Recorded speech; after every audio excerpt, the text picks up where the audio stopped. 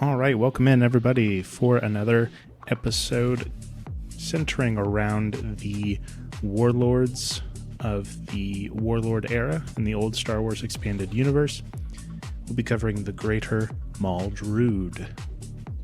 So the Greater Maldrood was one of the Imperial factions that splintered from the Greater Empire after the death of Palpatine.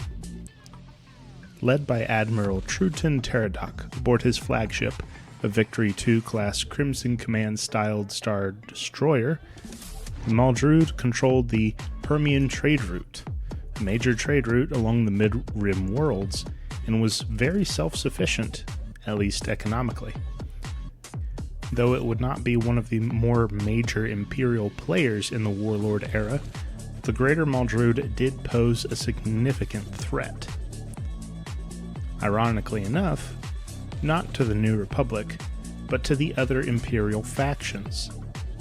The Maldrood was situated in the dead middle of the galactic conflict, warring with Zinj to the north, the Hutts to the southeast, Hapens and the New Republic skirting their borders as well.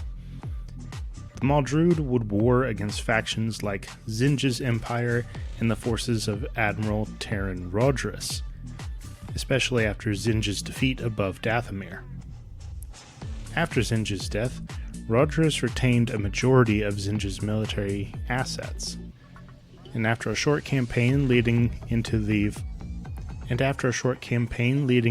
Ferrier Junction, Rodrus was defeated by Teradoc, who would absorb his forces by right of conquest. Teradoc would suffer some defeats at the hands of the likes of Admiral Akbar, however, though not big enough defeats to really curtail his efforts against his Imperial counterparts. Being very economically sound, the Greater Maldrood would command some significant military assets. Chief among these would be the vast fleet of red-painted Victory-class Star Destroyers of the Crimson Command, which was originally under Warlord Zinj's command. The Maldrood would also command a Bellator-class Star Dreadnought, Imperial 1 and 2 class Star Destroyers, several Interdictor cruisers, Escort-class carriers, Crusader-class corvettes, and hundreds of IPV-1 system patrol crafts. Uniquely, the Maldrood would also utilize heavy use of the ARC 170s that had not seen galactic-wide use since the Clone Wars. This, along with the TIE Avenger, made up their main starfighter core. The forces of the Greater Maldrood, like those of some other Imperial factions, did not yield to the likes of Saint Pastage and Ysanni Isard's commands to direct Imperial military efforts and ignored their summons to the core worlds held by the remnants of the Imperial ruling council.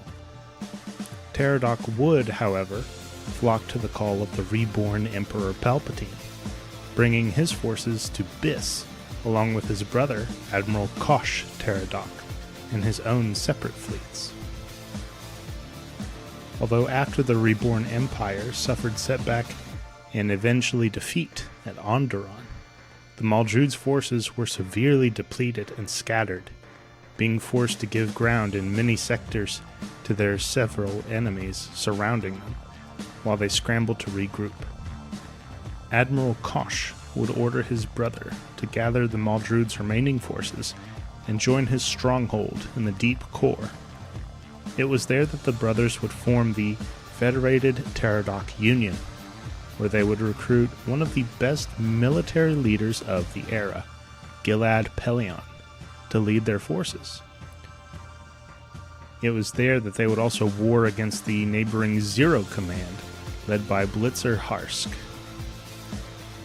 The Maldrood would be dissolved and absorbed into the Greater Imperial Remnant after Natassi Dalla convinced Gilad Pellaeon to help her bring the majority of the remaining warlords, including Truton Teradoc, together at Toss Beacon, to mete out a reunification of the broken and warring empire.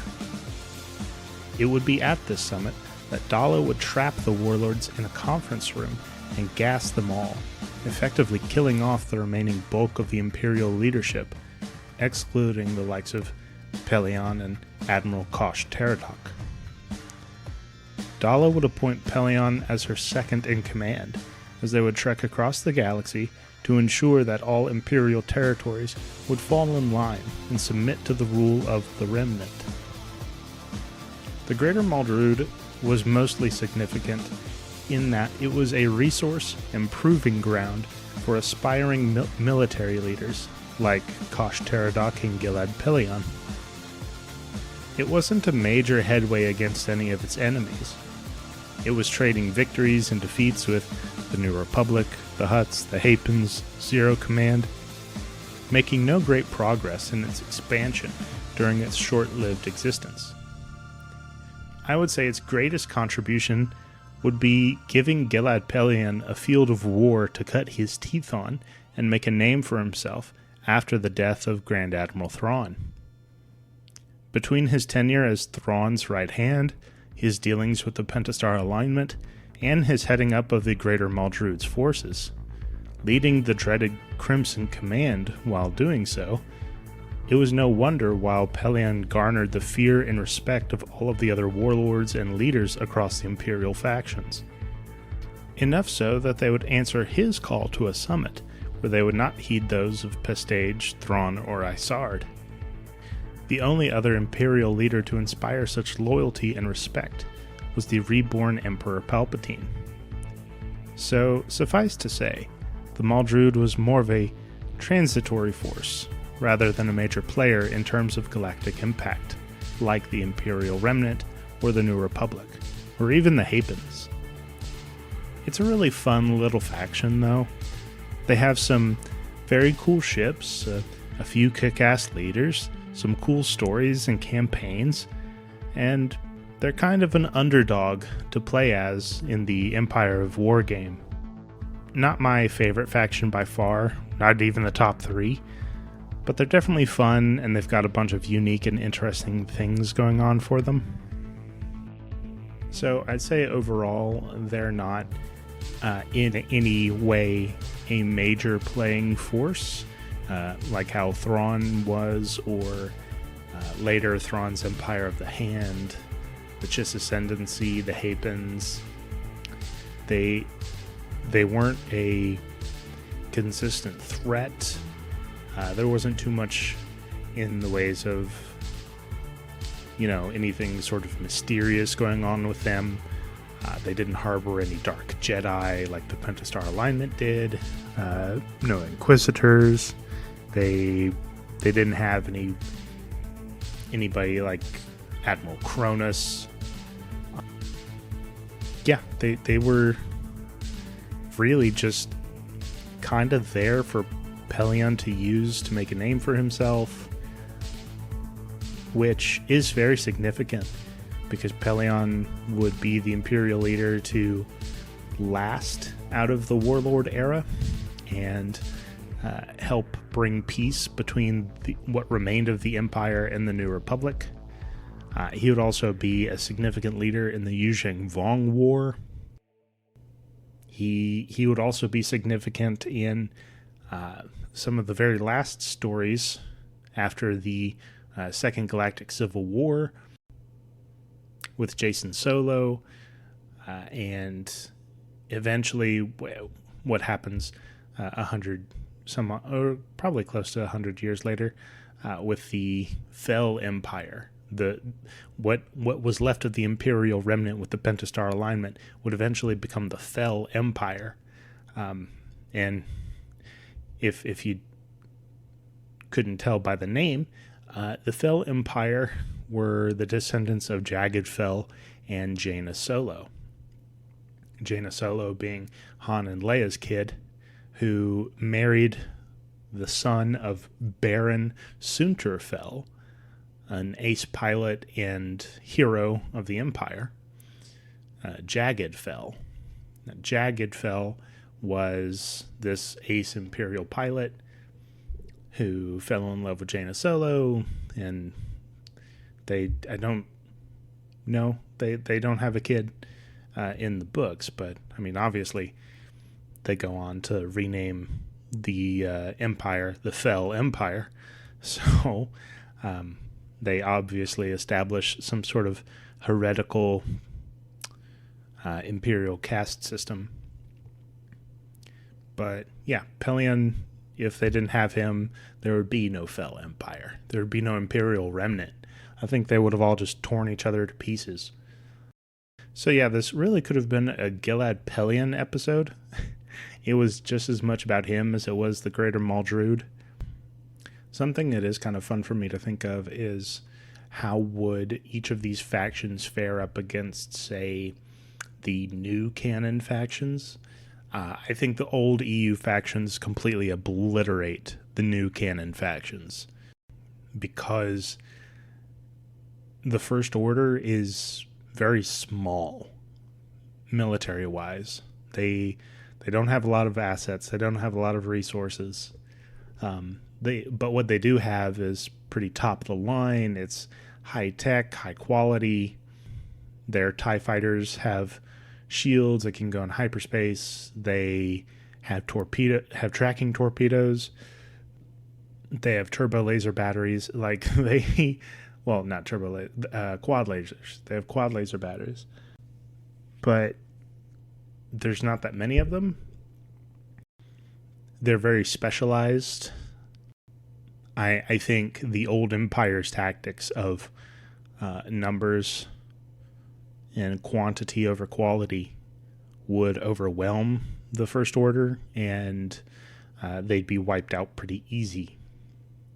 So if you put them up against Thrawn or the Pentastar Alignment or the Greater Maldrood, I think those three factions should all realize very quickly that in order to take out a First Order task force, they need to have abundant, overwhelming force. And that's really the only way that they're going to do it.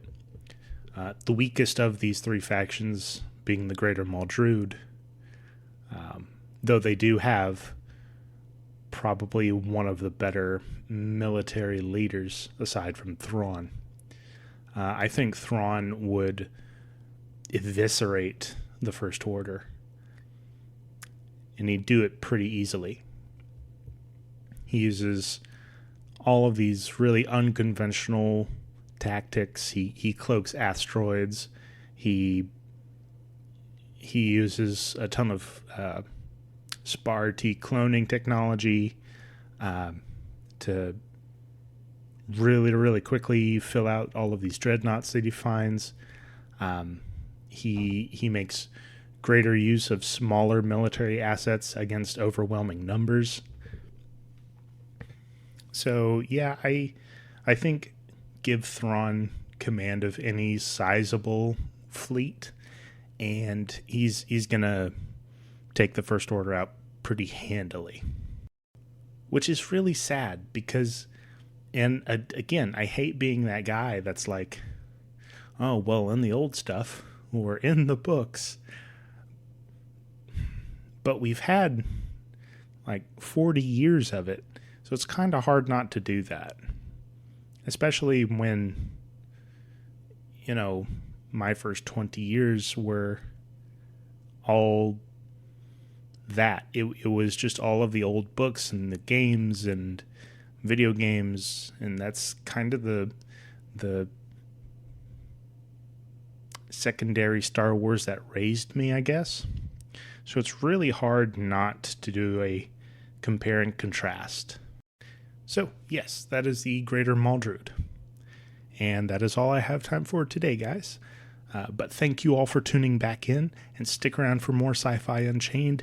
We have a few more factions to get through, and I'll do a mega episode with all of the really small factions at the end of this run. So yeah, stick around, but for now, live long and prosper, my friends, and may the Force be with us all.